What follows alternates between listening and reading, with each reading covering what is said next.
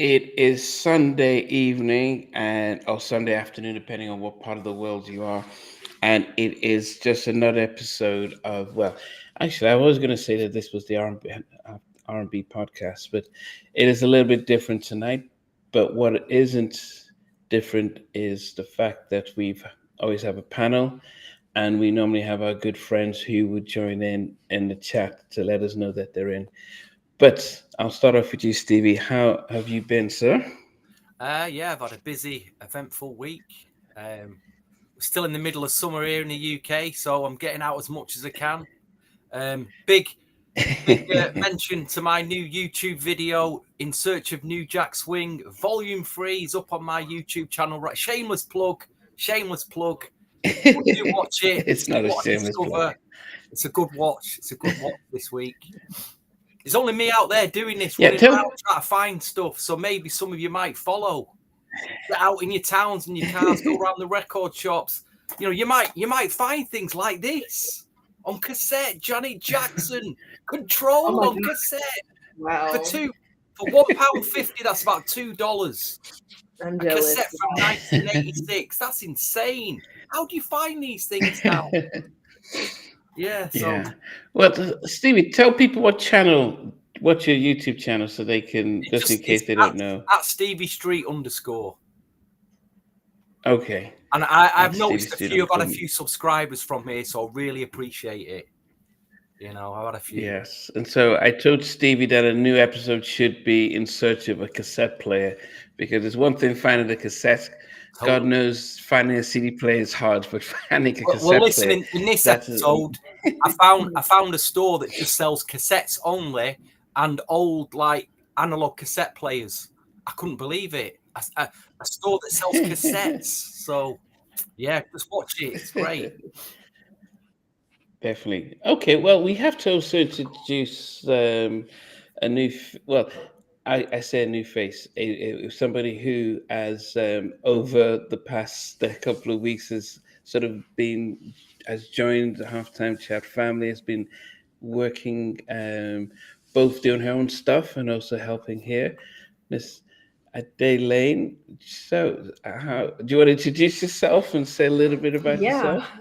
Sure. Yeah. Hello, everyone. My name is Lane. I am originally from Nashville, Tennessee. I currently am interning over the summer in LA, and I am just a young girl trapped in an older woman's body. I'm lost in the past, as you guys can tell.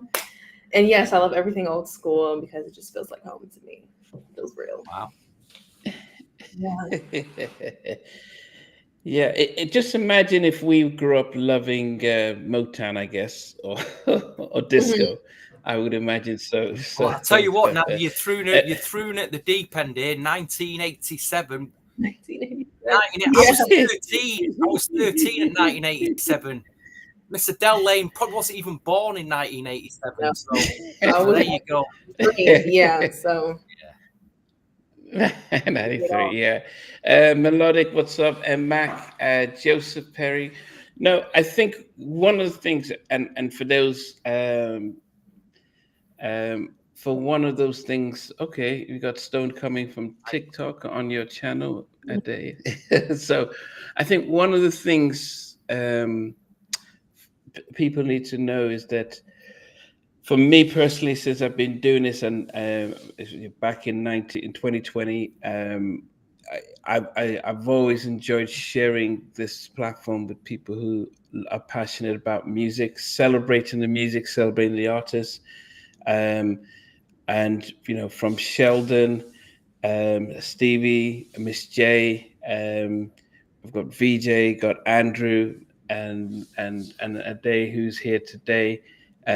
Everyone who comes on has the same love and passion for the music, and that's how it is. And so today is a very different format. Unlike a majority of the times we get an album and we really celebrate that album and go through it. As Stevie says, today is 1987. It is, it's going to be an interesting discussion around the music and the albums that came out in 87.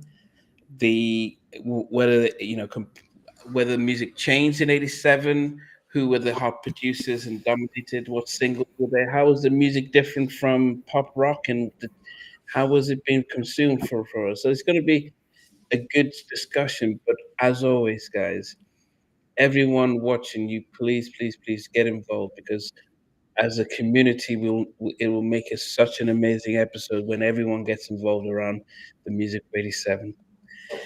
Stevie said you were just you driving. You say how old? You said you were just what 20? Oh, so in '87, I can't I remember was what you said. 13, Namdi. 13. Okay, so you weren't buying. I'll tell you what, though, I do Okay. remember. I didn't buy many albums that year because obviously at 13 you don't have any money. But I do remember what albums that I bought, and I do remember what got played that year, and it's going to shock you. So it's going to surprise you today. Okay. I don't know. Did anyone watching, guys? Did anyone buy any? I think I was probably like you was 12, 13. I didn't buy music, and I didn't have any money, and I didn't have a place to play it. It was a family. My dad had a vinyl collection, and we did have a cassette player. And I would think, when I look at the albums that came out in '87, I think Michael Jackson's Bad. That was, everyone got a copy of that, because that was almost like, okay, he's got a new album.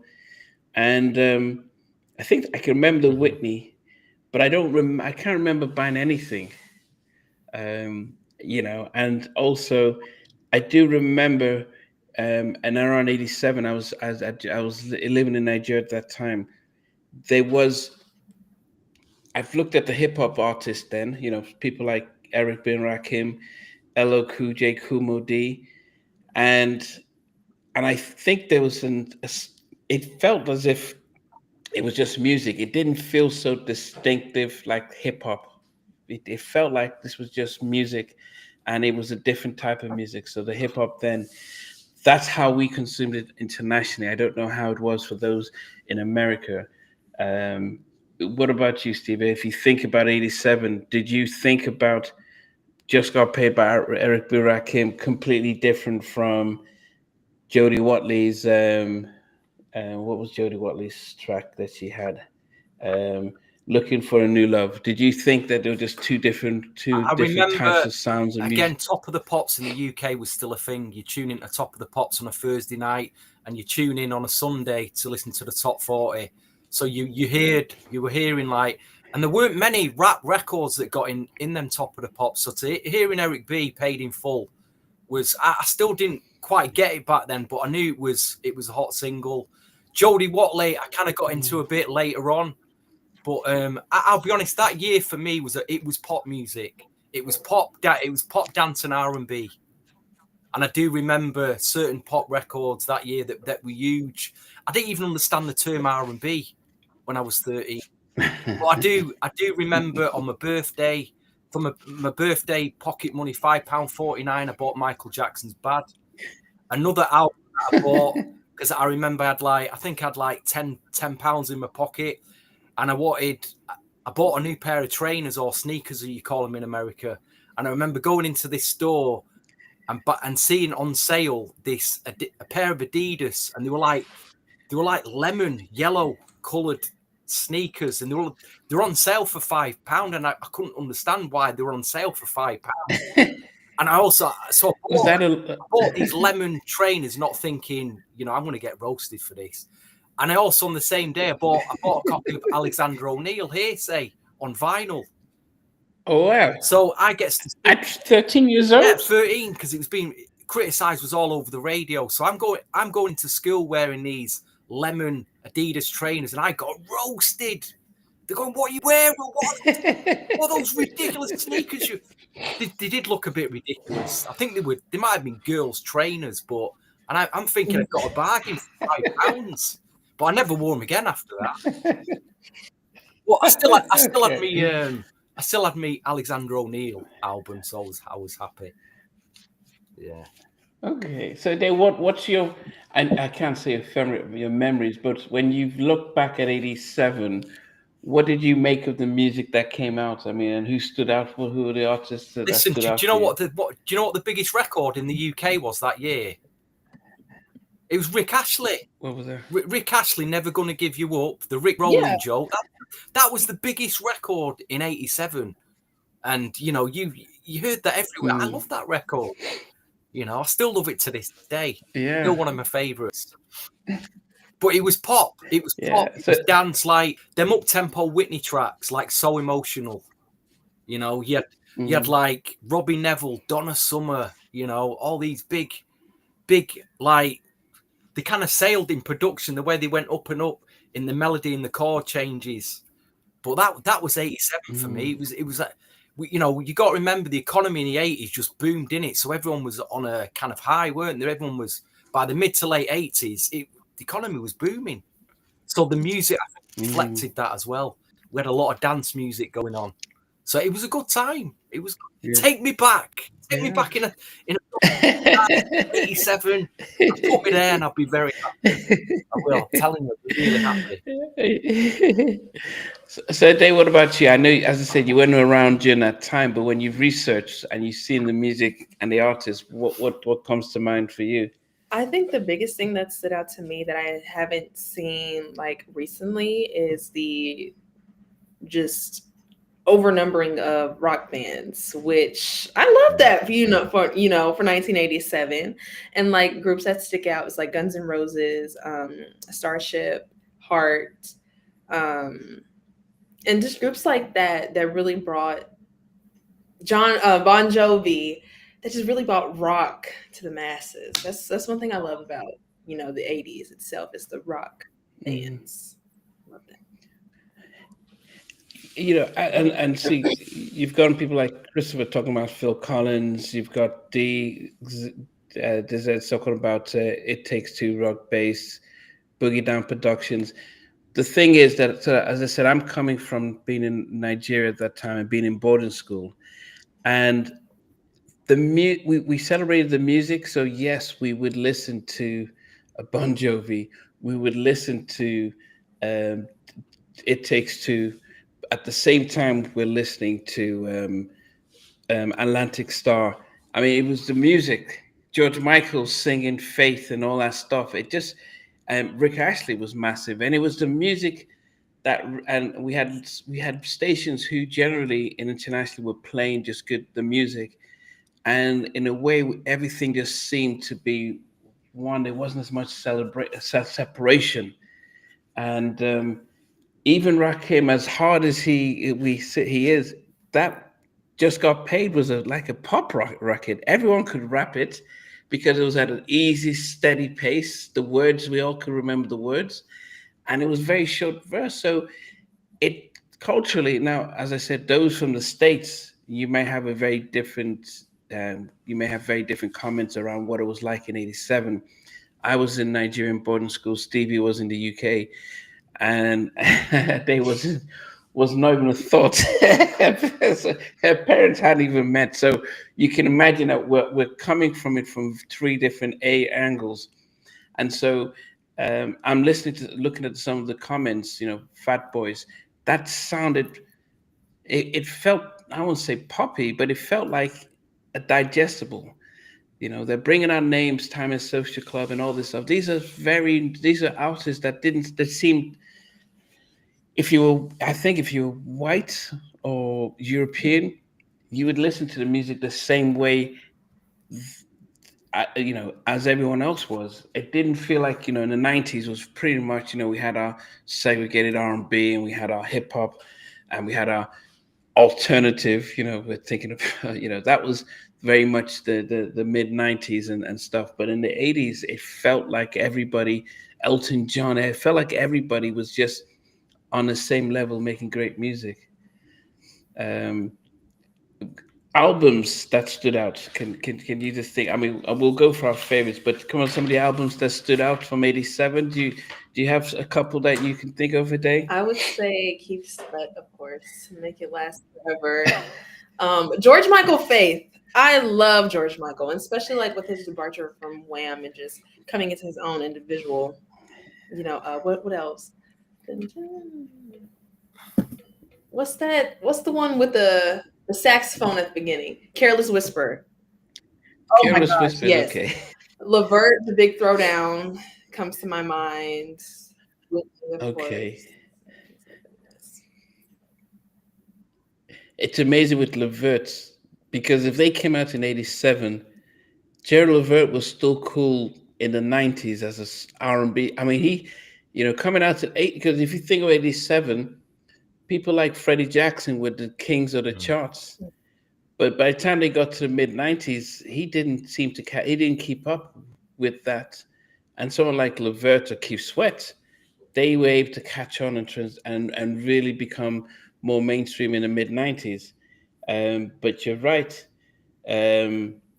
Stevie. Any albums that come your way? Towards the end of the 80s, that's when, like I say, I didn't know what R&B was until I had a life-changing moment on when I had my radio, and I turned the dial. I turned it away from the top 40, and I was just flicking through, and I came across a DJ in Manchester called Mike Shaft, who was playing on Piccadilly Radio at the time in Manchester, and he had a show called Back in Business, and he would play all the latest soul records that were coming out.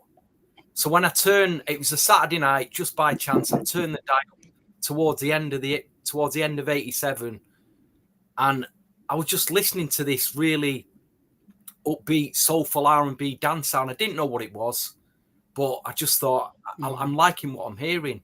So I just kept listening to it, and that was a life-changing moment for me because I started going out buying records that I'd heard him play, and I didn't understand what I was listening. I just liked what I was hearing. So you could take it. I'm trying to think. I have wrote some of the albums down that I was hearing that year. There was a guy called Sherrick, and he had a single out at the time called Just Call. Now that was a big soul record. There's a guy called George Pace. He got a DMCA. He went on to do 2 albums for MCA. He had an incredible. I was hearing it. I didn't know any of these artists. I just thought they were incredible. There's a guy called Walter Beasley, who was like a sax guy, and his album was big in the import shops at the time. There was Glenn Jones. There was Renee Moore. There was Tawaffa. She had an album out called Thyroid. I mean, some of you hardcore soul people will know who Tawaffa is. Miles J, Let's Start Love Over, a huge underground soul record at the time. And then you'd have the Jets, who were like a big pop R&B group at the time. They had an album out. And then going more into pop, Five Star released an album that year, Between the Lines. That was a big album in the UK. Vesta Williams came out with her debut album. Yes. Once Bitten, Twice Shy. That actually crossed over, that record. That did get in the charts. And then you had Ray Parker Jr. I Don't Think That Man Should Sleep Alone. You must remember that one. Yeah. That I got into, a friend introduced me to Ray Parker Jr. and that particular track, and the way he sings, almost like he's chilled, relaxed, and I love that song for a long time. That was one of my sort of favorite Ray Grooves type of songs. There was I'm just going to go a list of some of the top songs that came out in '87. We had Millie Jackson, Love's a Dangerous Game. Gregory Abbott, I've Got the Feeling, It's Over. I don't remember that one. Denise Williams, Never Say Never. Yep. We had Melba Moore, who's going to be on the show soon. That's incredible, mate. It's been so long. That's incredible. You got no We had the Fat Boys and the Beach Boys. I remember this as a kid watching the video. They were awful. Do you remember that? They were awful, them tracks. Awful. That was big.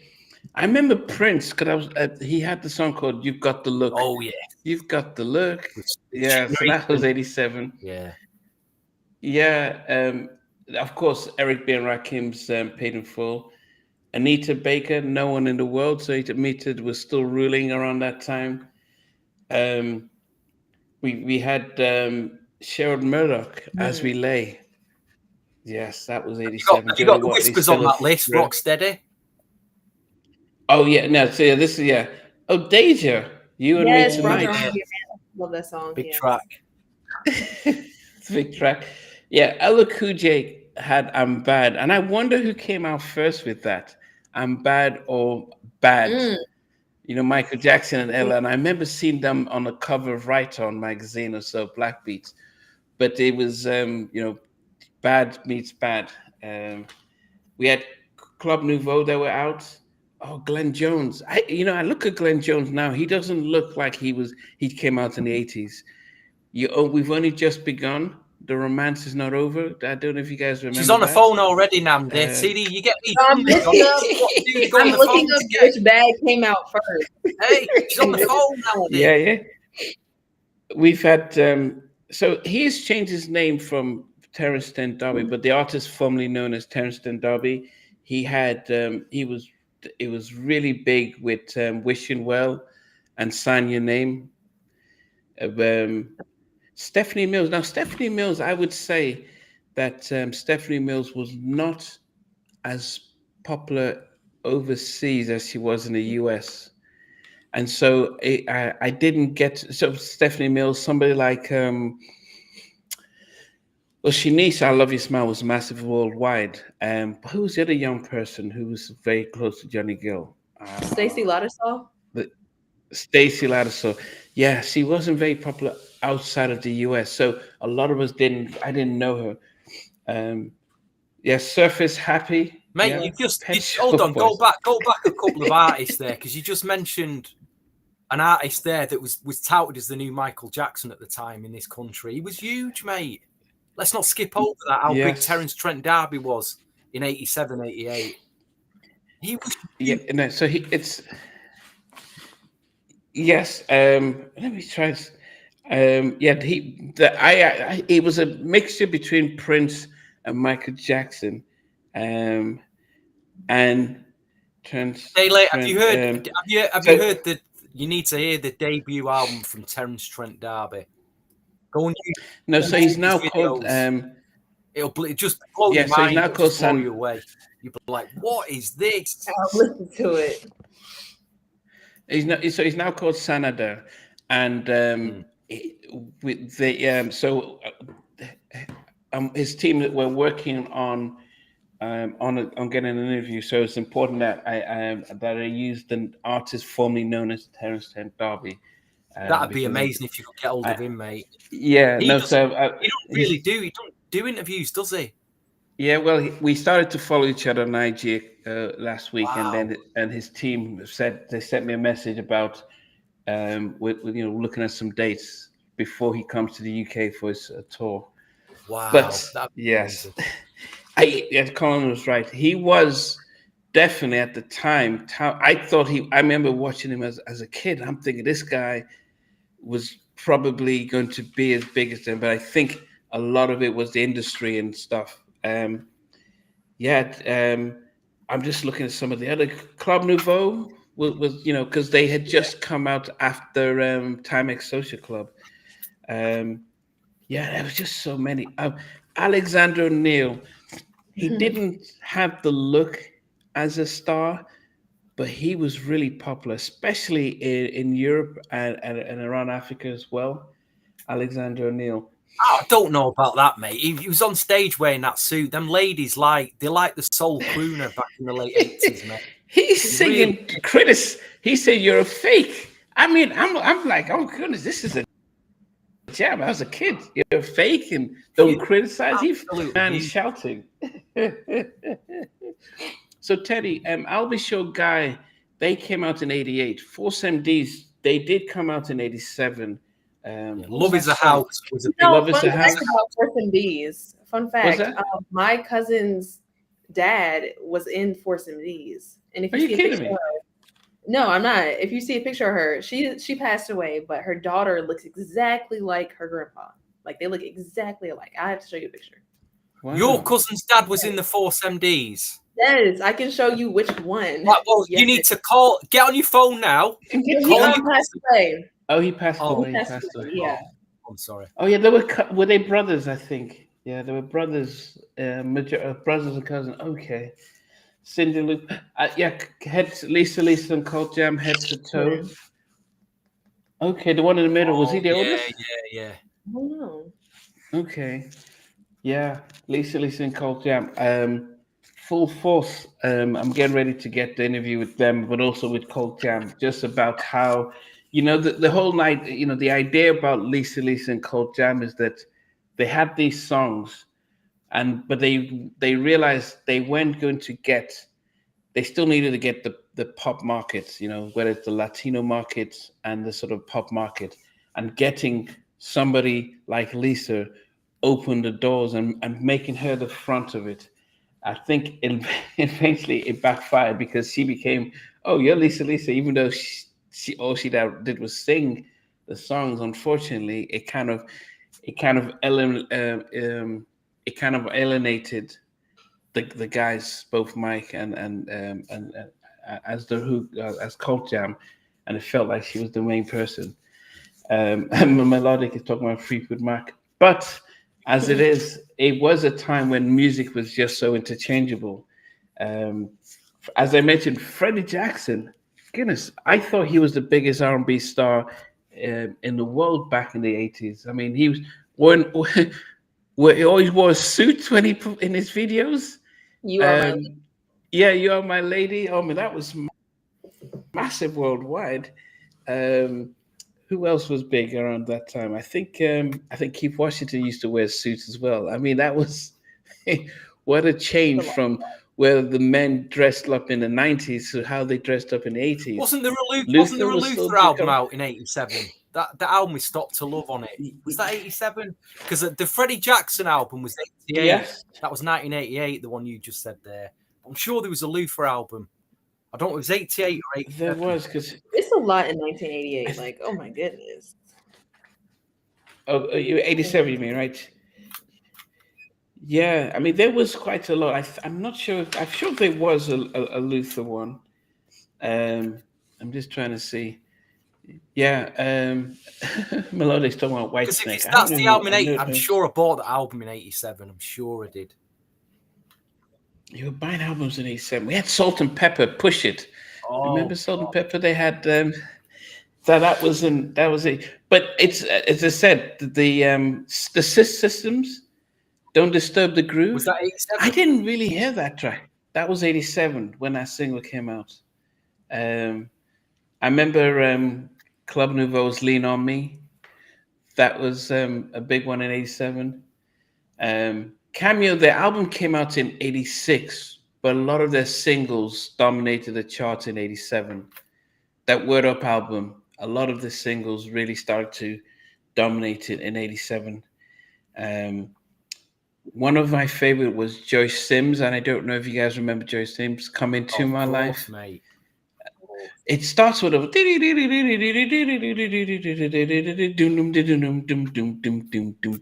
oh goodness.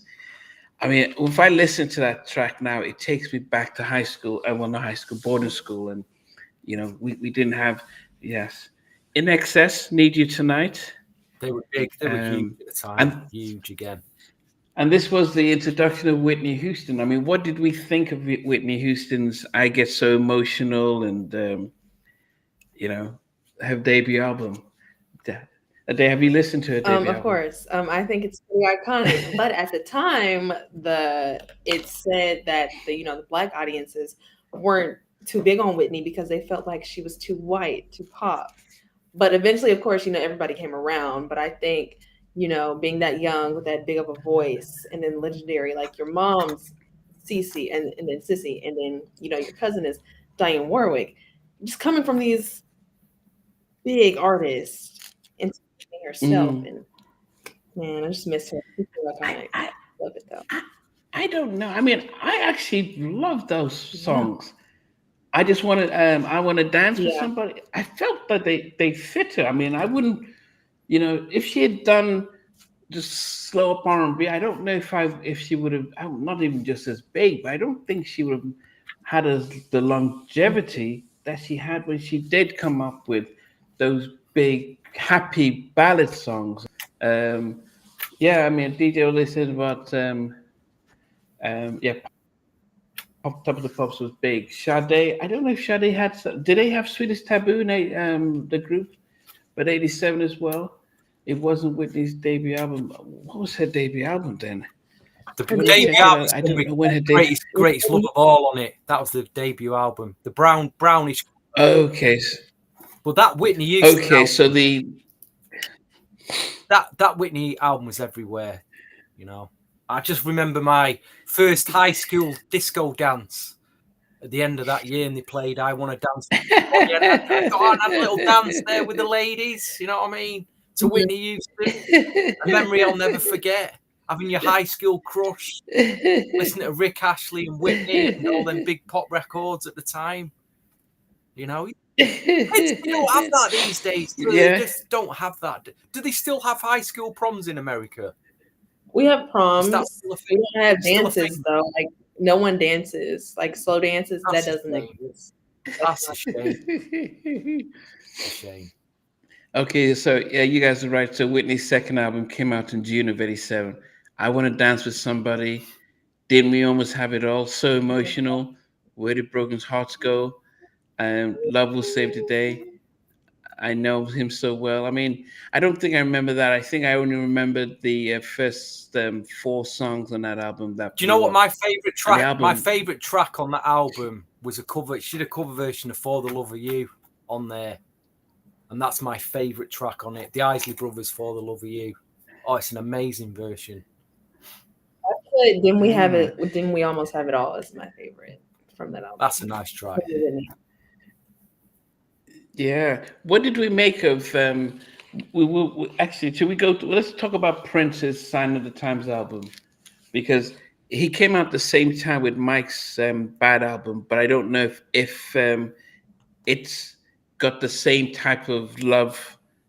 I think Prince albums. What did we make of the Sign of the Times album?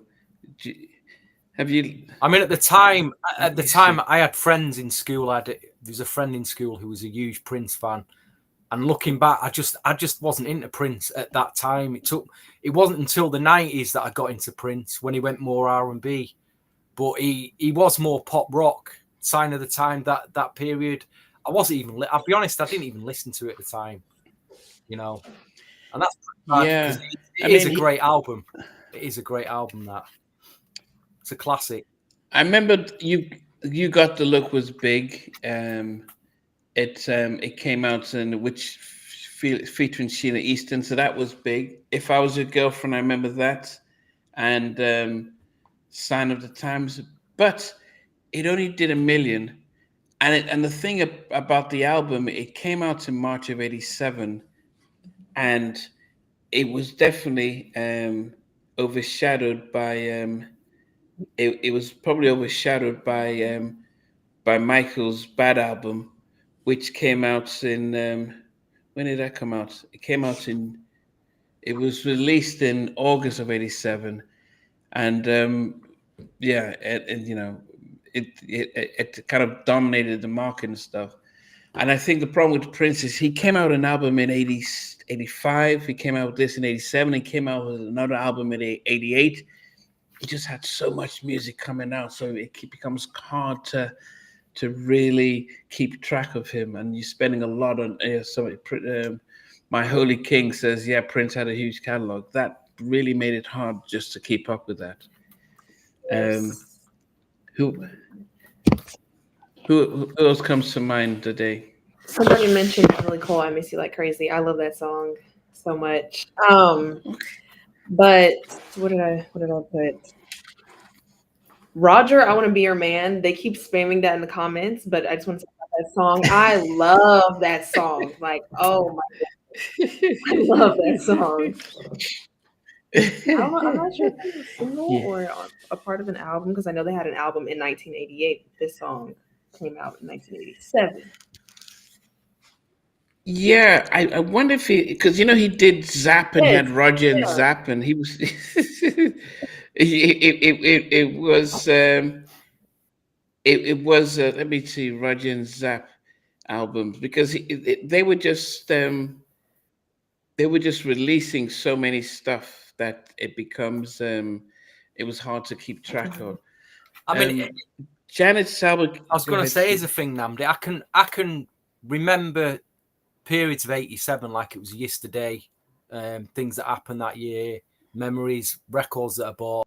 But you asked me to, you say, Steve, what do you remember about 2013 albums? I ain't got a clue, mate. I have not. Can you name me an album in 2013? I can't remember that year. It's crazy, isn't it? Yeah. Or 2014. I haven't got a clue. And I was still buying music in them years. But why can I remember 1987 like it was yesterday? But I can't remember 2013. Strange, man. That's weird. Lost years that just disappeared without trace, that you just don't remember. Yeah. So Roger Troutman had a solo album in 87 called Unlimited. And on that track he had I Want to Be Your Man. So that was the lead single of his own solo album. And then after he went back to Zap, and he was interchanging between the two. Well, listen, he was always with Zap, though, that was his band, Andy. He was always with Zap. That was his band, but he would always go do his solo album in between. He did he did his solo albums in between going back to Zap. And they had members of Zap family playing on them albums anyway, so he weren't much different really, just the name change. Yeah. Janet came out in 86, but a lot of her songs crossed over. Crossed over into 87. I think the one thing that we hadn't spoken about, I know they mentioned it, was Make It Last Forever. Now, apart from Don't Stop Your Love, it was a change in music from what was coming out in 87. Because that New Jack Swing is when we got introduced to it with not just the Make It Last Forever song, but also I Wanna. It was very different than what we were hearing from other groups. It was hard, it was street, and it was you had the producer singing on the track or talking back on the track. And I know we had Roger using the voice box, but yet Teddy using it just in spurts and stuff on that album. And it seems almost a crying shame that Make It Last Forever came out in 87, because it feels like it should have come out in 88 with the Guy, Heartbreak, Don't Be Cruel album and stuff. But it had a head start. It was very fortunate it had a head start. But Stevie, Kumo D, he came out in 87. He did. What did you make of his? Was that the album with Go See the Doctor on it? I'm just because sure it's that album. Kumo D, How You Like Me Now album. Yeah, I did get a few years later. I don't remember it at the time though, but you didn't get it. Yeah, what we could talk about is 87 was the start of New Jack Swing. I'm trying to think of what tracks did have a swing sound to it. Definitely Cool Mo D. You could put Tony Terry in there as well. Lovey Dovey. That was a massive single. That was very New Jack sounding. Cheese Fly. That was another big single of his. I'm trying to think of, I suppose Levert, Casanova was kind of swing feel to it. Do you think Rocksteady had a swing to it or no? Yeah, it did. The Force MDs again. You're hearing the very beginnings that year of New Jack. It weren't totally there yet, but we had Liftoff anyway that year. We definitely got Liftoff. Yeah, because How You Like Me Now was that was Teddy production. Wild Wild West was a Teddy production. I think Rap's New Generation was 87 as well. He's got no respect.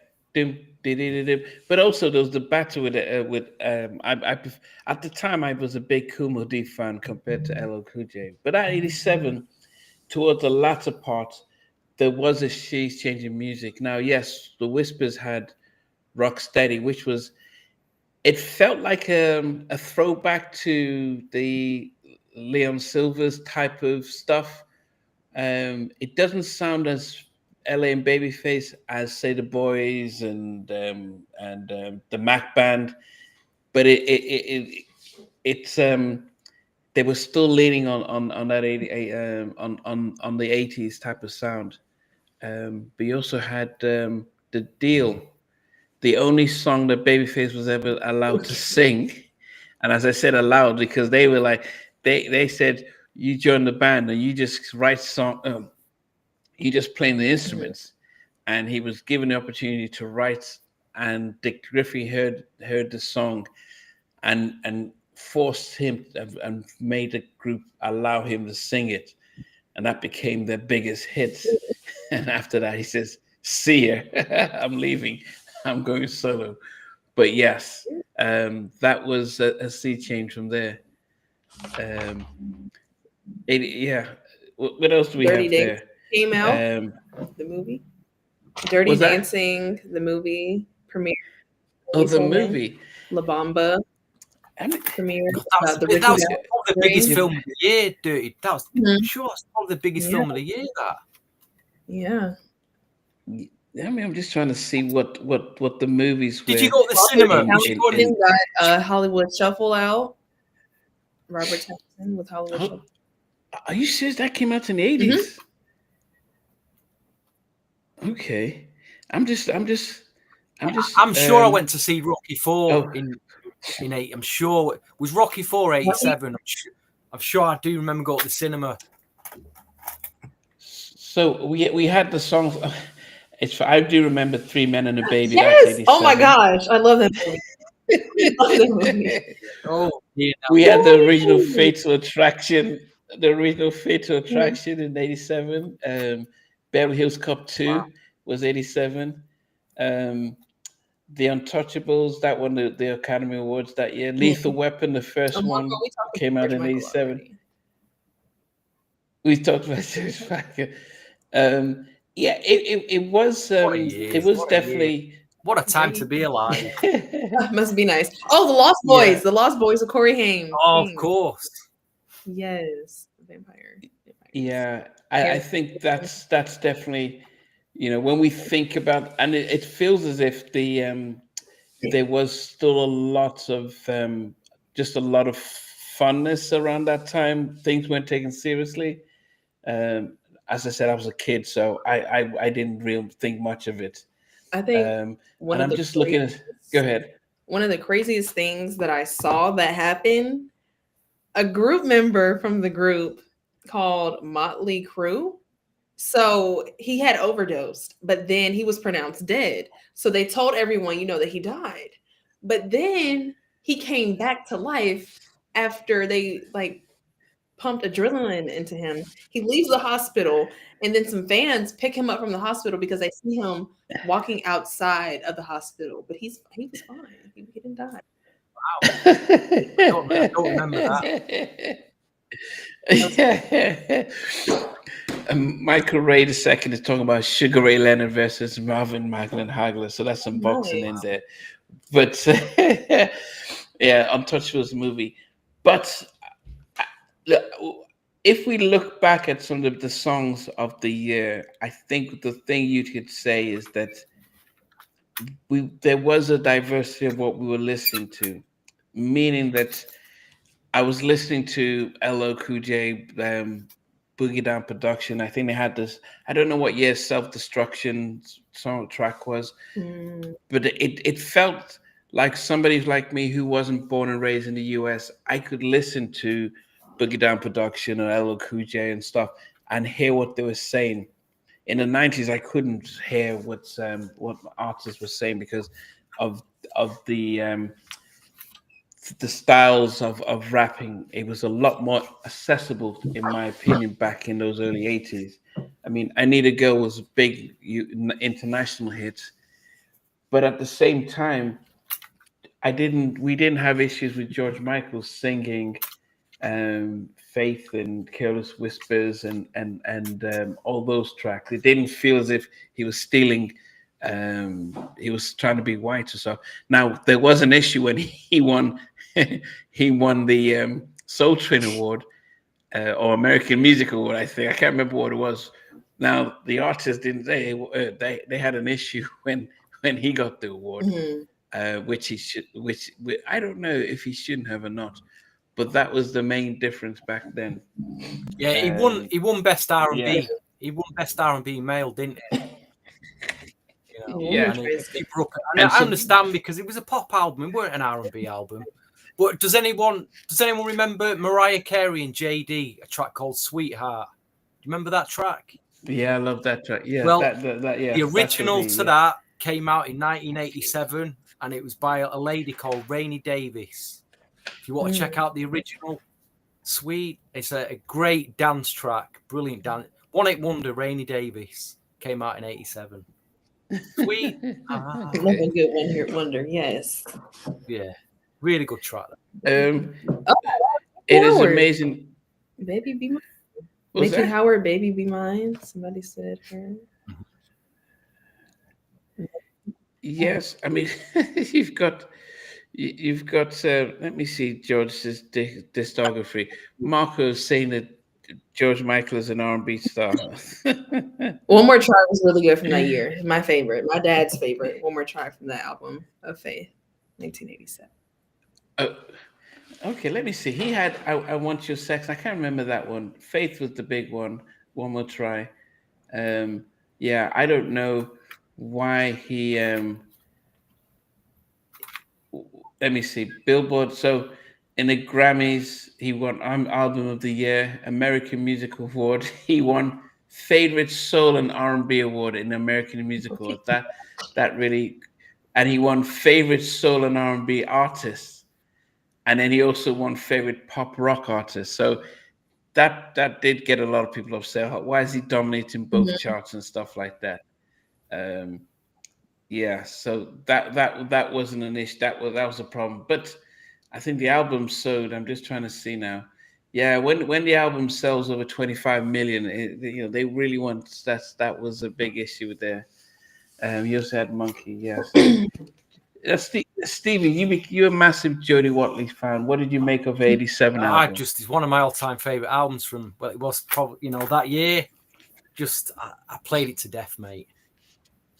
I mean, the other, I'm kind of skipping over this, but the other female artist we're not talked about is Pebbles. I'm sure Pebbles' debut came out in '87. Yes, she came out in '87. Mercedes Boy there. You Yes. got Girlfriend. They were massive hits.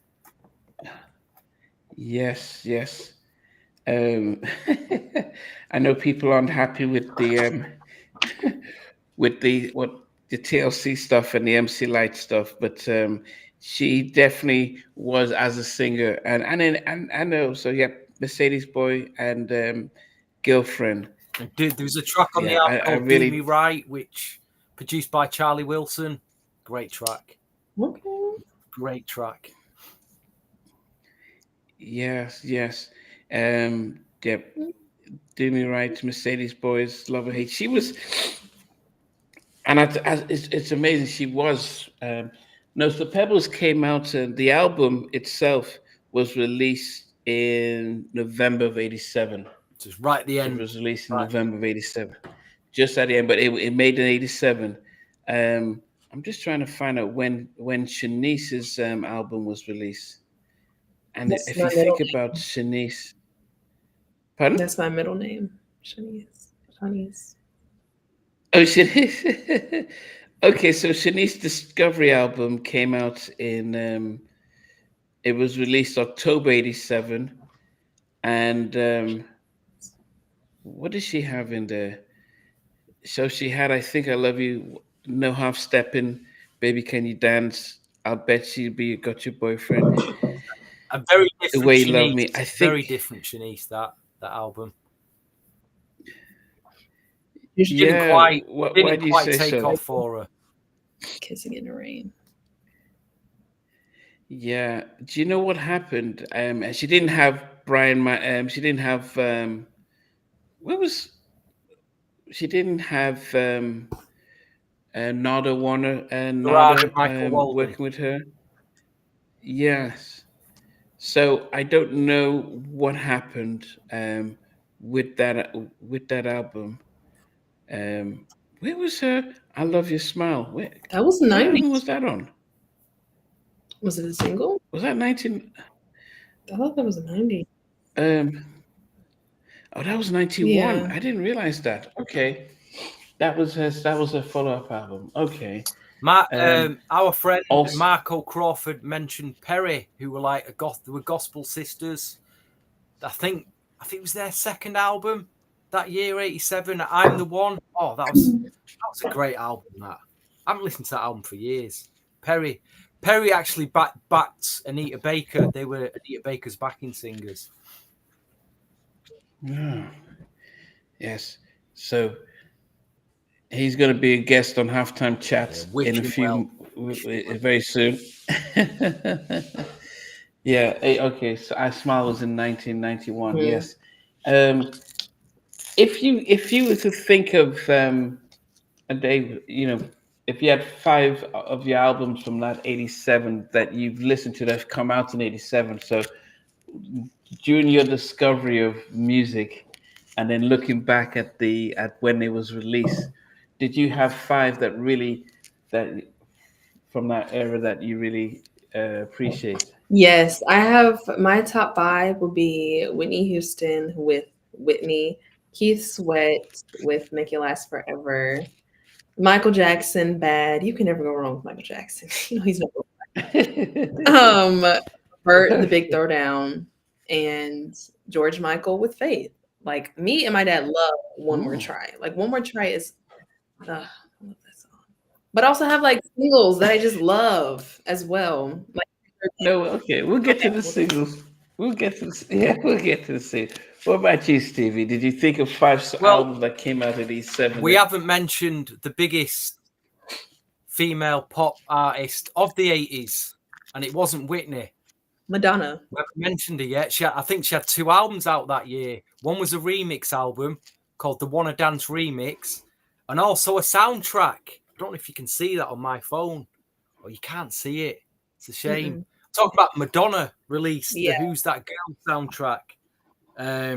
Who's that girl? Again, Who did I see? Yeah, I remember buying the album and it just didn't come off my record player. You had Who's That Girl, Causing a Commotion. You had The Look of Love on it. You had Can't Stop, and then you had other artists like Club Novu, Step by Step. Yeah, that was Squitty Politti were on there. I used to love Squitty Politti. So yeah, Madonna, that was in my top five. Michael Jackson's Bad album, obviously, because I bought it on my birthday. Alexander O'Neill, Criticize. I've got Jodie Watley in there's debut album, which I just played from. That had George Michael on it. There's a George Michael and Jodie track on there.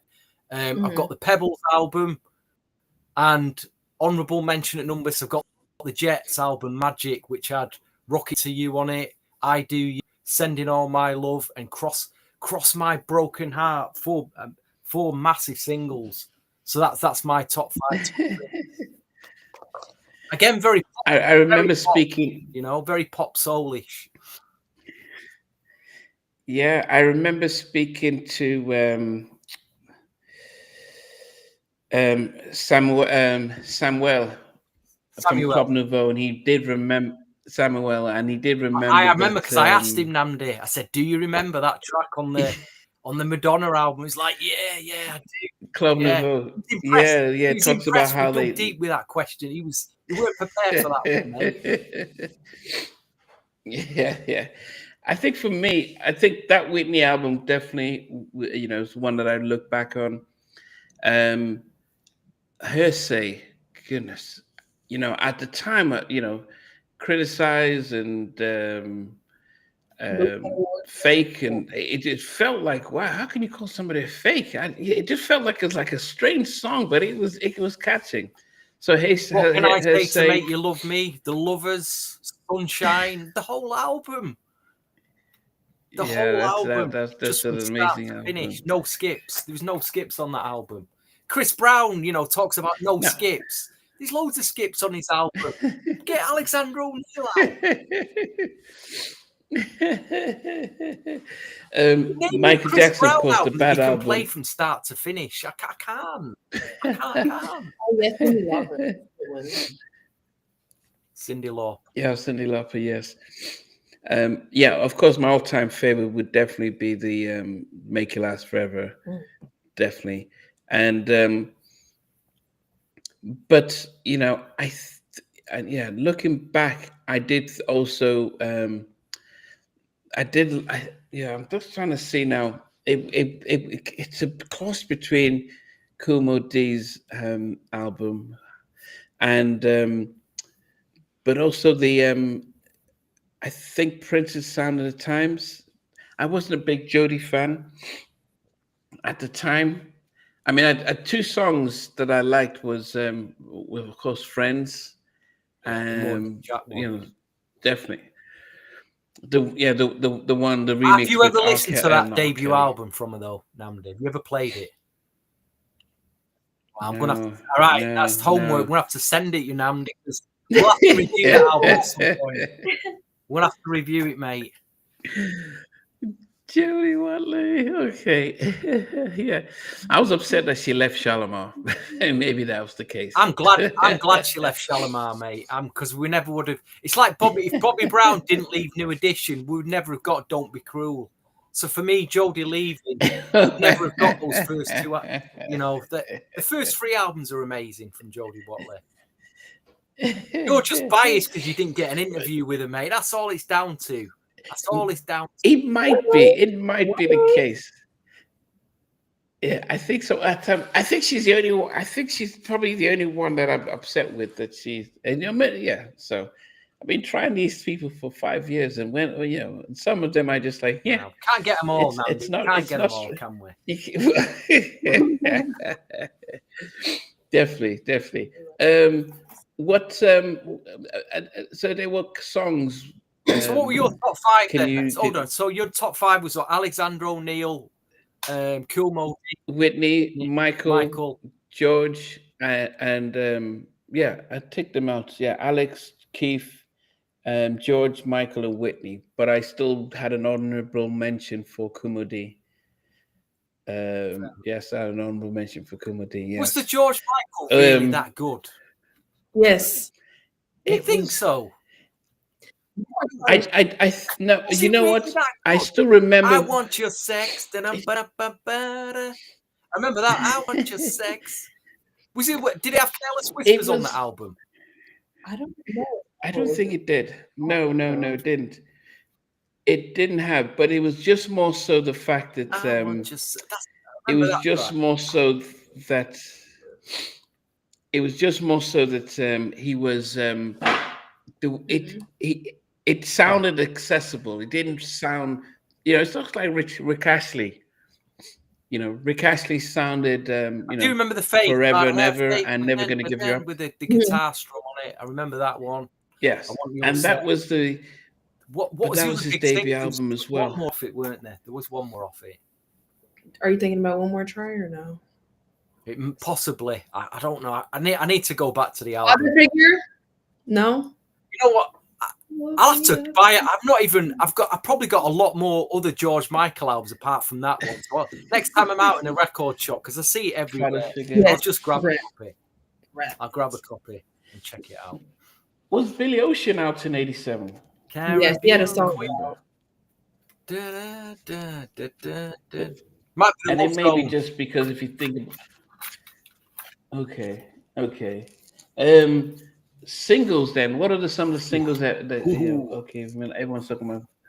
What's some of the singles that you remember from that '87? I have since somebody brought it to my attention that Baby Be Mine was a 1987 single. I'll take that by Mickey Howard. Bon Jovi, Living on a Prayer, Guns N' Roses, Sweet Child of Mine. I like to think that song was written about me.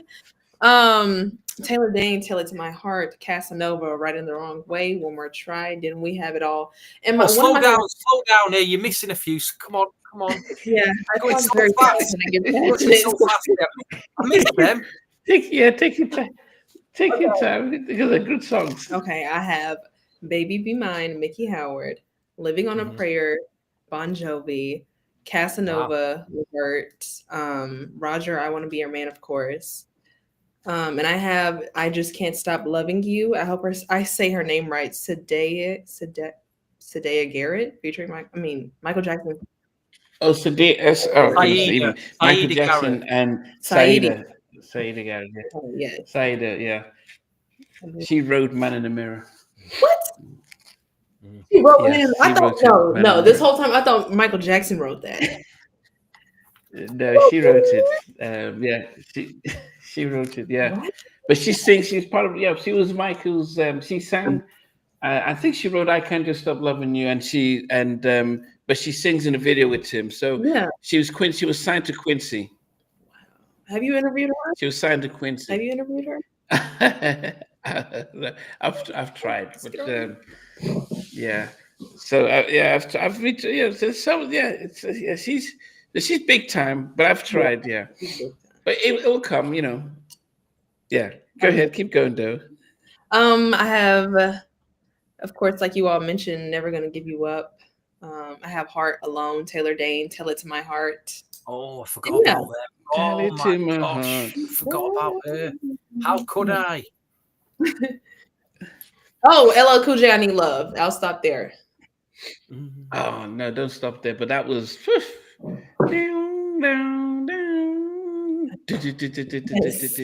I mean, that was just like, oh goodness. And see, I was going to say his biggest singles. His singles that have really done well are when he sings raps over ballads. So he did it over he did the Michael Jackson cover with Boys to Men. Hey love, Yes. hey love, you was more than him doing I Need Love. Was that? Yes. Somebody mentioned Simply Red, Holding Back the Years. I don't know if that was 1987, but I have to find that album somewhere. Yeah, those you see, and as you Simply Red. Let me see. If you think about everyone is talking about that came out in 86. That came out in 86. But if you start to think about, look at how everyone is bringing up a mixture of songs. No one's just saying, "Nah, man, just focus on the R&B." It's because that was a time when, as I said, the music was so interchangeable. I mean, I remember Elton John. When he sounded, when you think of some of the Elton John stuff, it could almost be mistaken for when Stevie did Part-Time Lover. And I can hear Part-Time Lover and Elton John, I Can't Stand It. They had the same type of vibe and energy and stuff like that. But they didn't seem, they could be played on either black or pop radio stations, and still people wouldn't even tell the difference. It was just the vibe of music at that point in time. Steve, what's some of the standout songs for you from '87? I've got my top 10 in, and I couldn't do a top 5. I got a top 10. Okay. Go ahead. It was a female duo in the UK, and sadly one of them's passed away. Kim Appleby and Mel. You had Mel and Kim, they were called. They had a big album. Mel and Kim, yeah. FLM, one of the great dancers. Oh, Stevie. They look great. Okay. It was just a great pop dance record. One of the big albums that year in the UK, and for me, probably one of the best underrated pop songs of the 80s was by a group called Wet Wet Wet. They did a track called Wishing I Was Lucky, which again, go on YouTube and put in Wet Wet Wet Wishing I Was Lucky. It's just such a great record. Another guy from the UK, he had a massive hit in '88 called Dreaming, but his first single was called I Won't Cry. And that was a guy called Glenn Goldsmith. And he was a bit of a one-hit wonder with Dreaming, but I always loved I Won't Cry as well. There was another pop group at the time that were huge in '87, '88 called Johnny H. Jazz. And they put out a single called Shattered Dreams, which just great song. Melissa Morgan, I had her track Good Love from her album Good Love. She's coming out with she's coming out with a new single in a few weeks' time, and then she's coming on Halftime Chat. Good Love. And then I got Rick Astley, Never Gonna Give You Up. Then I got Jelly Bean, the DJ Jelly Bean who worked with Madonna. He had an album out featuring a bunch of artists, including Stephen Dante. And he put out a big dance single called The Real Thing, one of my favourites that year. Then there's Donna Summer. which is a guilty pleasure of mine, a track called Dinner with Gershwin. If you like the Whitney album, go and listen to Donna Summer, Dinner with Gershwin. Another great pop dance record. And finally, this record came out in 86, but it was still charting in 87. A guy called Robbie Neville and a track called C'est La Vie. Very R&B sounding, but it's a fantastic record, that. C'est La Vie, C'est La Vie, da, da, da, da, da, da. It's my terrible thing, but yeah. In fact, next time I do karaoke, someone remind when I do karaoke, I'm going to sing that song. I've got to do that song, Robbie Neville. C'est La Vie. Okay. Guys, Facts of Love, was that so? Okay, because Karen White came out in 88, so maybe that came out in 87. I'm not sure. Yeah, it was. It was the years 86, 87, that easily. Say love. Facts of Love. Do you remember Robbie Neville, Namdi? Say La Vie? No, I don't think I have. Here's a tip for you, right? In the UK, they release these compilations called Now That's What I Call Music. And every year they'll release there is a Now That's What I Call 87, and it's got all the hits from that year on. And they do an extra as well, so you can buy 2 CDs of it, and they do every year, so you can remember. Because I did have a look at it before I came online, just at the track list, so I could, T'Pow, China in Your Hands, massive pop record. Just reminded me of all those pop records that were really big that year. Curiosity Killed the Cat. They were big then. Okay. 87. October 87, Heavy Day and the Boys, Living Large. Yeah. He had the Overweight Love in the House. Period. I must say, Dedicated. I really did like that one. That was an early sounding swing track, that. Very swingy sounding. So it was, he sampled Kids at Work track, and he said he liked that one. He told Teddy to produce so Kids at Work was the group with Teddy Riley, Timmy Gatlin, and Corell Henderson. How many groups is when the album tanked? So that was he was like 15 or 16 when he was in that group. The same Gene Griffin that was managing them, he went to jail, so the group disbanded. But they came out the same time as Candy Girl and stuff. So that the original track for their slow jam was sampled, Dedicated. So that's what Teddy did that on that album. Stay dedicated. Oh, whoa.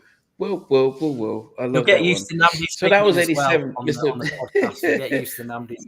Mr. Big Stuff. Yeah, Money Out Earning Mount Vernon. So I think I like the fact that Teddy did most of the tracks on that debut album. So I've got some of my big tracks. I think Just Got Paid came out in. Oh, was that 87? I'm sure it was 88, Namdi. Sure it was 88. I think it was because I think it was just 1987. Ooh. It came out in 87. No. Maybe it crossed over in 88 though. It says 1980. Recorded in 87. It was recorded in 87, but it was released in 88. Wow. Let's Google. So Secret Flight. So this says it was released in 88.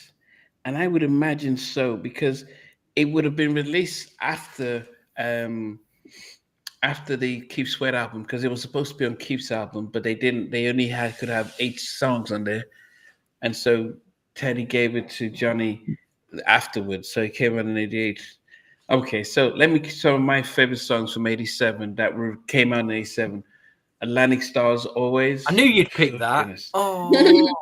It is such a candle in the air moment, isn't it, Namdi? Get your candle out and wave it.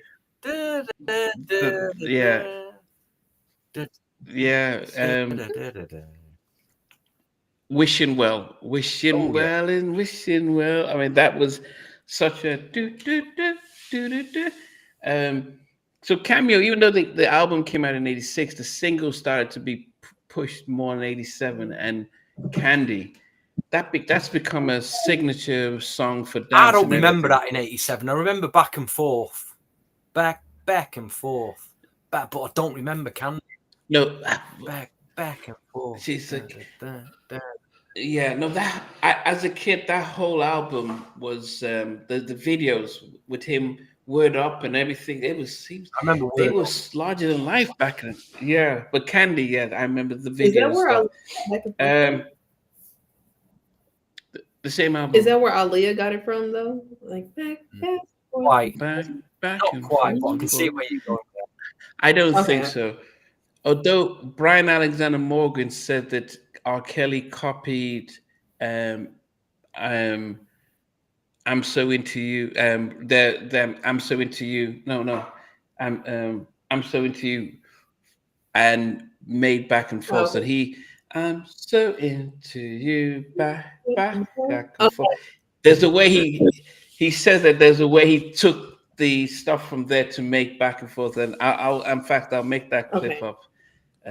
Yeah, Cameo came out in '86, but the singles were on the radio on the charts in '87. So that was why.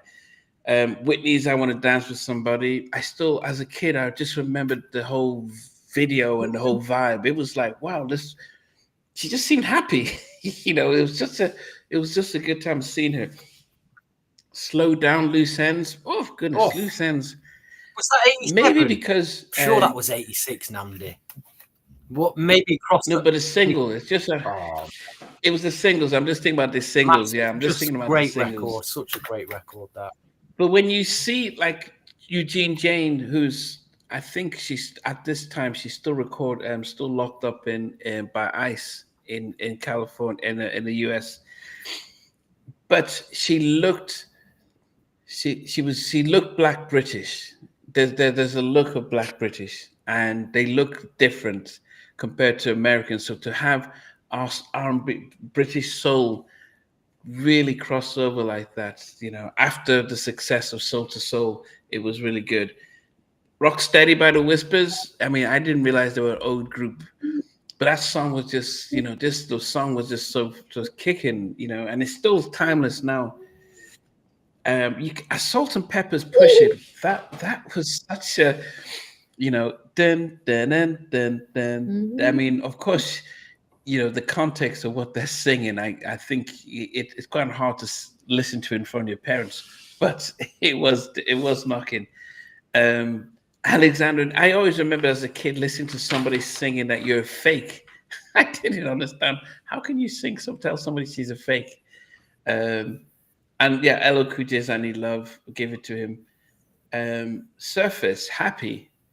Dude, I mean that song That was was earlier than still that. it's one of the songs. It's a Yeah, great song though, but I think it was earlier than '87. it's when it came out.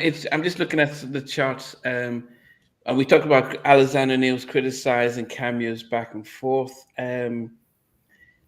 I'm just and a few other ones that really I liked. I did love the Glenn Jones.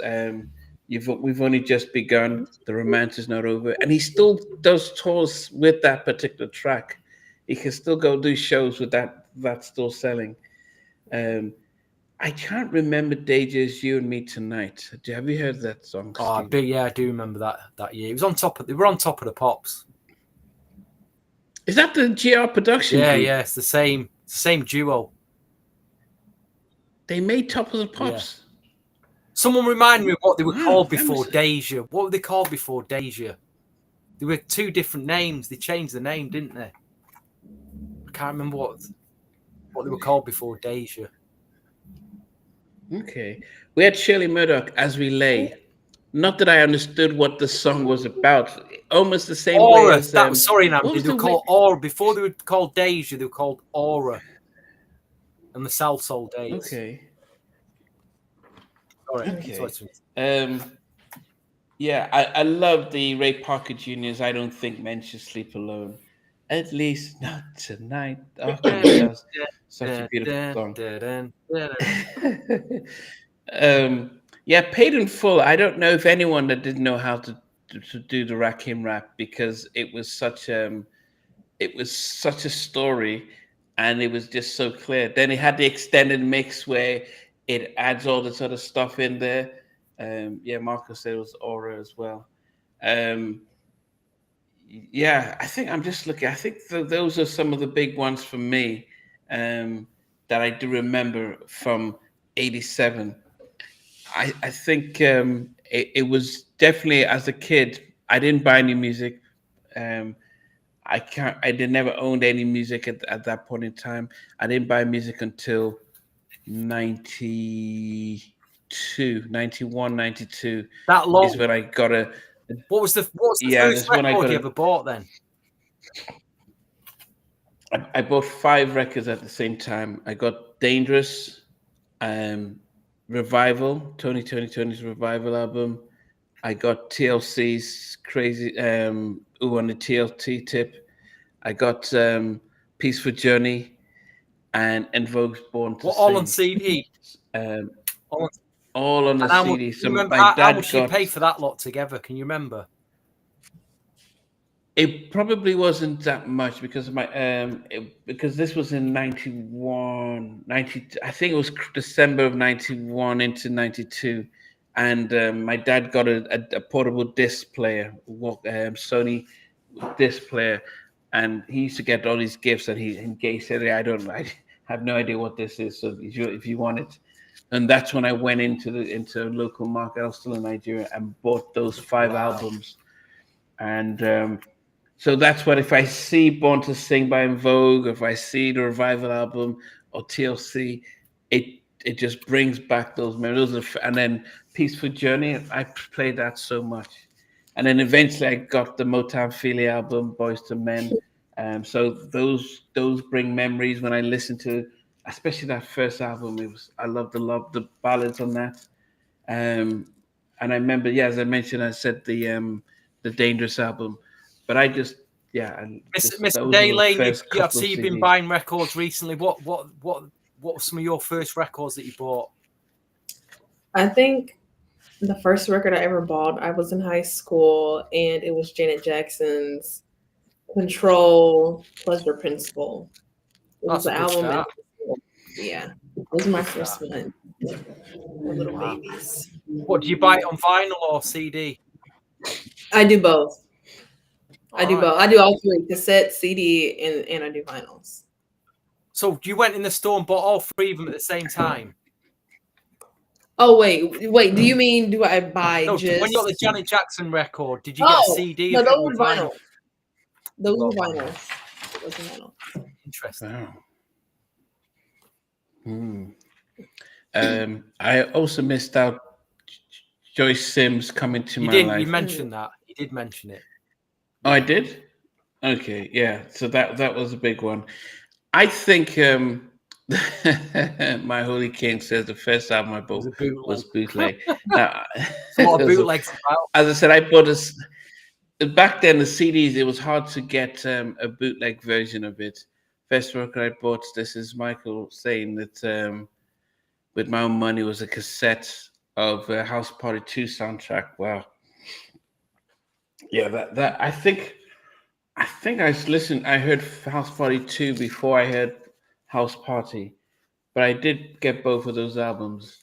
I did get both of those albums. Okay, so we're just wrapping up. Just more of an understanding of '87. Um, it just shows that '88 was a massive year. There was a massive transition.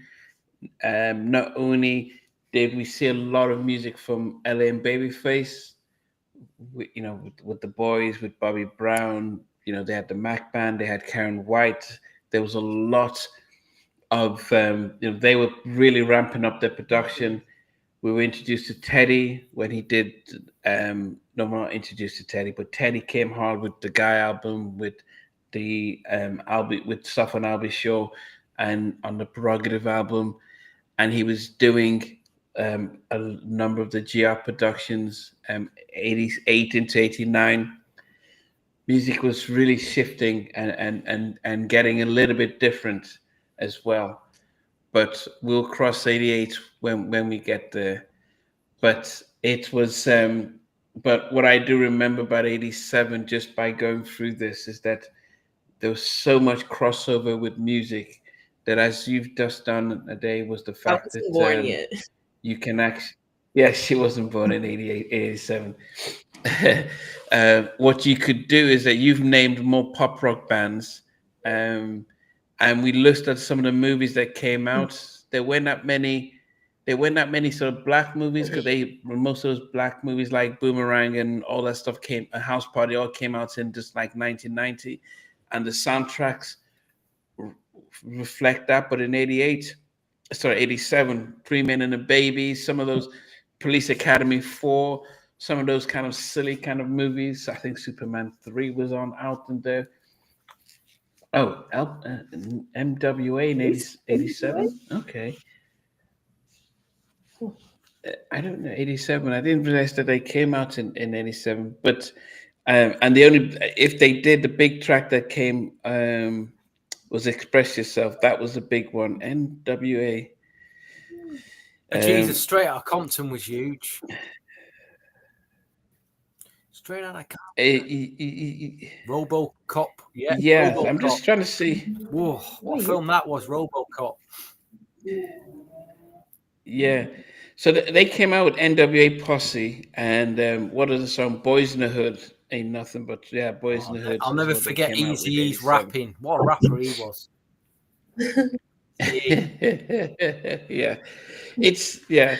RoboCop was violent, but I don't know. So I think one of the things you will miss is actually being around when these movies came out. It's like, but then again, we can watch a lot of things like It's a Wonderful Life and some of those old movies now and still feel attached to them. But back when we were kids, watching A Lethal Weapon, watching those type of movies, even though we were kids and shouldn't be watching them, no one seemed to care when you could watch those. Beverly Hills Cop 2, I mean, it was an R film, but it was Eddie Murphy, so it was okay to watch it. Yes. Anyway, so that was our. It was a difficult show for us to do because. How difficult is it going to get when we do the year 2013, Namdi? Because I ain't got a clue, mate. Well, that depends on the ratings to see if this pilot episode makes it back. Yeah, so, if we get past 200 viewers, we'll see how it goes. You know what I mean? But yes, pretty good comments. Yeah, I know. As I said, we have got a loyal on a Sunday. We've got a loyal viewership on us. We really appreciate, don't we, Namdi? They join us every Sunday. Definitely. They could be doing anything else, going on someone else's podcast, doing something, but they join us. I don't know why they join us. Us crazy bunch on a Sunday night. Yes. So what you guys? So for the regulars, what is going to happen on Wednesday? So if you are a GR Production fan, so that was a lot of those tracks came out in 89. We're going to be looking at an underrated album by Zan. Zan, if anyone's like, who is Zan? Zan wrote for Basic Black. Special Kind of Fool. What is Special Kind of Fool? So if you think so he wrote Special Kind of Fool. And he also had a track on the House Party soundtrack. He had a track on the first House Party soundtrack. Oh, which one was that? You know what? I can't remember. We'll discuss it on Wednesday. It was the last track. Yeah, and Zan also last track on the House Party album. Them? Yes, yeah. Yeah, so that's House Party. So that was the my gosh. So he did a song called Special Kind of Fool. Adele has not heard the Basic Black album, Namdi. I know a song. I'm looking for the song that I know. It's probably Love Thing. I think I know. No, that's intro. Oh. That's intro. Yeah, right, I would say if you one of their 1980 is Special Kind of Fool is 1990. No, No, I know intro. It says one of their singles is 1988, Love Thing / Try Me. Is Who? this Basic not Black? Yeah. But you're talking to Chat GPT there. Go to Oh, AI now. it's the website. What website's that? No, I know Nothing But a Party. That's what I. Yes. Nothing But a Party. Yes, nothing but a party. That's what We it got is. there Nothing in but the a end. party. We got So there in the end. Yeah, it just yes, took a while. that's to me that's the I think that's my favorite New And Jack we've not Swing done it yet. album. We've not Is the done. Basic Black. I've just thought we've not done Basic Black album. We've not done Bobby Brown yet. Don't Be Cruel. We've not done Timmy Gatlin's album. So we're starting on Wednesday. We're going to get into the GR Productions of Zan. Then we could follow that on with Timmy Gatlin, with Deja, with Starpoint, with Basic Black. That's a GR, you could argue. No, minus Teddy in it. There's plenty of albums, hardcore swing albums. We're going to have a go at. Yeah. We're going to have a go. So that won't be on. Those will be midweek because I think next weekend will be Battle of Producers Part 3 with Devontae Swing, Dallas Austin, and Jermaine Dupri.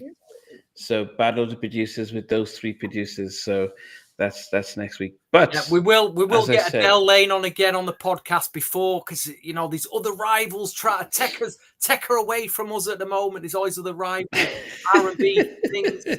Well, don't worry, we'll be getting her back on at some point. So you're going to be at a concert next weekend. Can you say a little bit about that? Happy something? Next weekend I'll be downtown LA covering the 2000s concert. Bobby V will be there. Mario.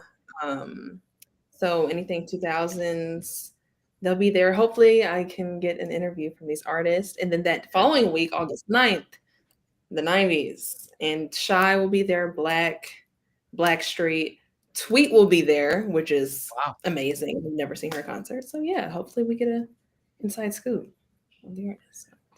Yeah, Tweet just signed with SRG Records. Yeah. I don't know why. I mean, she just had one hit, so I don't know. I mean, normally, I don't know if it was if it was the singing or was it the Timbaland and Missy production that made the track.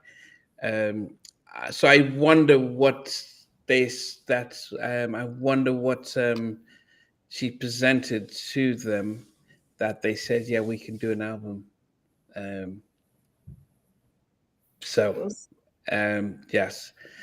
Yeah, I mean, yeah, so that's sweet. So we will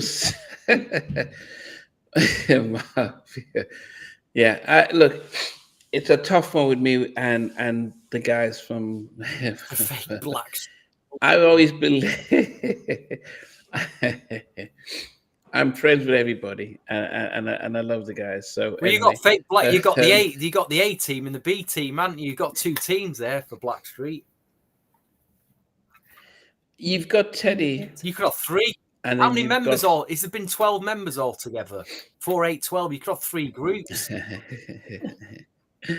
Yeah. Anyway, so it is.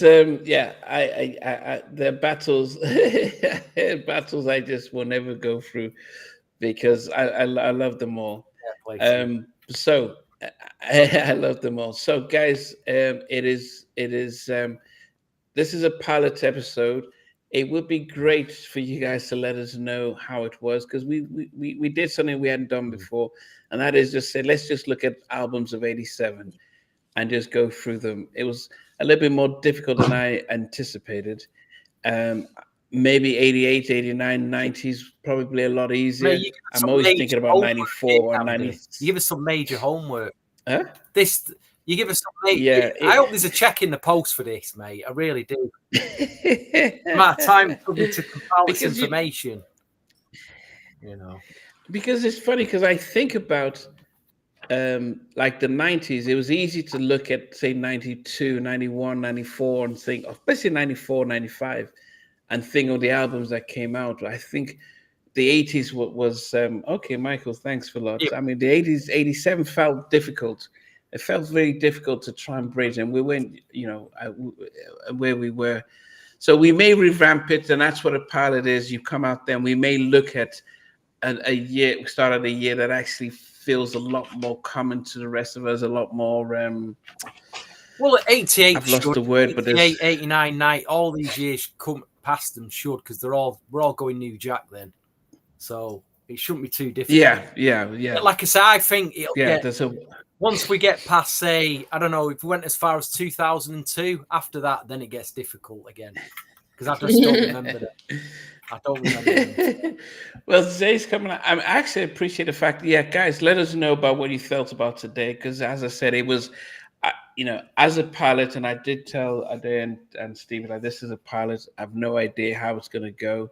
And I'm hoping for the best. But, it was tough.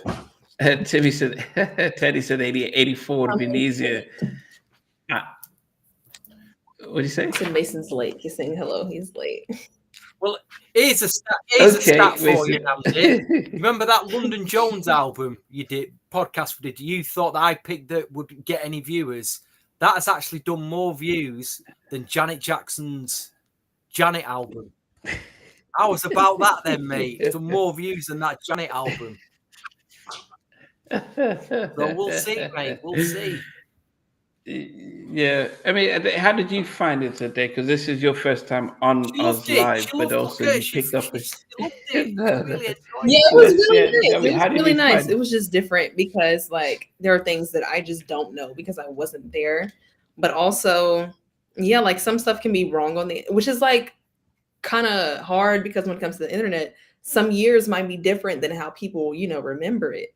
But it was fun. It was fun. Yeah. I think I did a lot of research with like news, entertainment, music. Well, give us some of the news, because give us some of the news of 87. So, in the year of 1987, give us some of the news of it. Yeah, the Beatles released their first CD. Kareem Abdul-Jabbar scores his 36,000th NBA point. And I know a super huge story. I'm wondering if this was big in like the UK, but there was a baby that fell down a well in her aunt's backyard in Midland, Texas. And it was this huge thing for like 58 hours. Was that big in the UK or no? Don't remember. It was like her baby Jessica? No? Wow. Don't remember that. No. Does anyone remember Baby Jessica from 87? Super big. Okay. It was super big. Super big, Namdi. It might have been big in Texas. I'm just seeing if anyone remembers Baby Jessica from 87. Rescued. Yeah, it wasn't international big, so that's probably. Yeah, it wasn't internationally big, so. Yeah, okay. M Max says he remembers Baby Jessica. Okay. I was wondering if anyone else remembers. Anyone remembers? That's another. The Simpsons debuted in 1987. Oh goodness! Can you imagine that? Wow. The Teenage Turtles also debuted. Oh, Baseline G remembers Baby Jessica. Okay. And Ziki said he heard about it. Okay. Any big movies from 87 that the Teenage Mutant Ninja Turtles, they came out in 1987. Dirty Dancing, Adventures in Babysitting, Some Kind of Wonderful. Yeah. Oh man, I love that one. Yeah. Yeah. Jaws: The Revenge, Harry and the Hendersons, the big creature, brown creature who gets a. Okay. But yeah, yeah, Baby Jessica. Yeah. Okay, so a few people remember that. I think if you ask me to remember, if you name movies like, Three Men and a Baby, and I probably didn't watch it when it came out, but Baseline G said the Giants won the Super Bowl. But I did remember Moonwalker, but that came out in 88. That was massive. 88 was I think 80. I remember Moonwalker, and 88 was the big New Jack Swing revival and stuff. I remember Karen White's Superwoman video. I just remembered her talking about cooking breakfast. I'm thinking, what? I'd never heard a song just tell you early in the morning, I wake up, put your breakfast, and I could visualize, I could taste the eggs. I could tell you, I can taste the eggs anytime I hear that. Yeah. There was a video show called Kasem. Casey Kasem. He was the original voice of Shaggy in Scooby Doo, and he was a DJ. But his top 20 video countdown show, and people might remember Casey Kasem.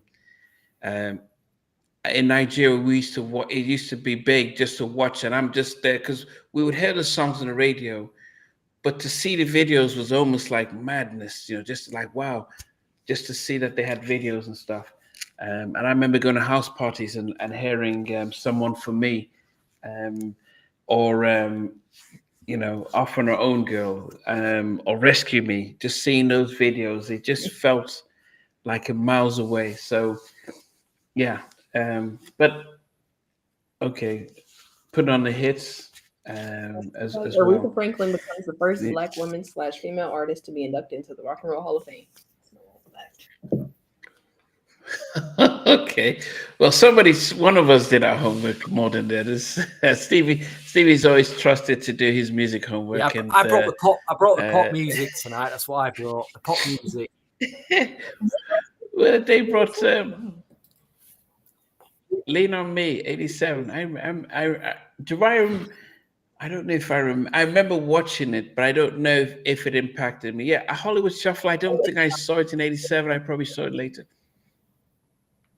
1989 was Lean on Me. It wasn't '87. Oh, and then it was Lean on Me. Okay, you've done your homework. Okay, guys. So as I said, this was our pilot episode. We appreciate everyone. We will tidy things up a lot better for '88. Of course, definitely. I would hope that when we do '88, you guys could have your songs and the albums out and ranked. And but in between that, guys, we always appreciate you guys joining us and being part of the crew. As I said, we'll Karate Kid. We will tweak a few things up and be ready for next week. But for me, I'll say good night, Stevie. I wish you all a great 1987. Good night. See you in 2013. Day, what about you? Have a great day. Keep the music alive. Can't wait for 1988. Oh my gosh. Okay. See you guys. Thanks for watching. Thanks for being a part of Halftime Chat. Please remember to subscribe, share, and comment. But most importantly, why don't you become a member of Halftime Chat? We've got amazing videos, amazing perks, and being able to support the channel. But anyway, thanks for watching. Take care. I never participated in that category. Somewhere in between us, or even loving us, on which I didn't miss you with. What was it like growing up?